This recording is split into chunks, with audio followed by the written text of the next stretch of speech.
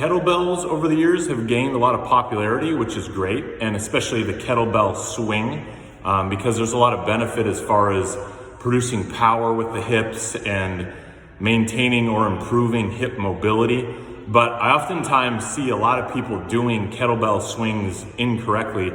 So just a quick video on that. What you want to do with the kettlebell swing is actually hinge at the waist like a deadlift, or maybe an RDL, a Romanian deadlift, which means soft knees, not a lot of knee bend, and more hip hinge, so that you're actually bending at the waist and keeping your back flat. So it shouldn't hurt your back as long as you have the proper hip mobility to do that hip hinge.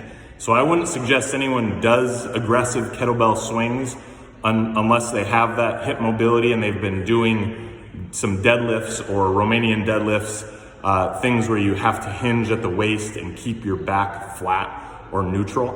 But oftentimes what you'll see with kettlebell swings is more of a squat. So you'll see this.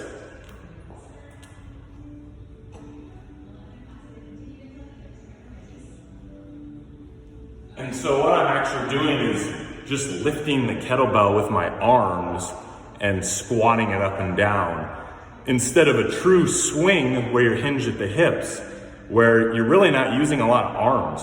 And in fact, what you want to do with the arms after your hips pop the kettlebell forward is pull it down so you get even more force coming into your hips. So here's a proper kettlebell swing.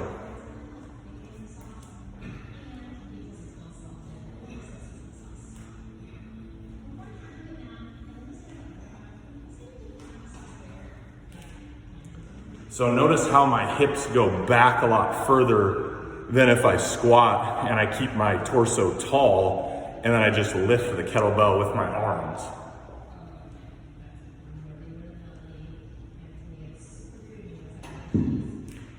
So not that there's no benefit in doing them wrong, but you're just doing a squat with not a lot of weight and then doing kind of a front raise, instead of getting all the benefits out of a kettlebell swing, which again is hip mobility, loading the glutes, power and force, and hip extension, which is not only good for athletes, but even just the average person as far as staying healthy and keeping some power and stability, which we tend to lose as we age.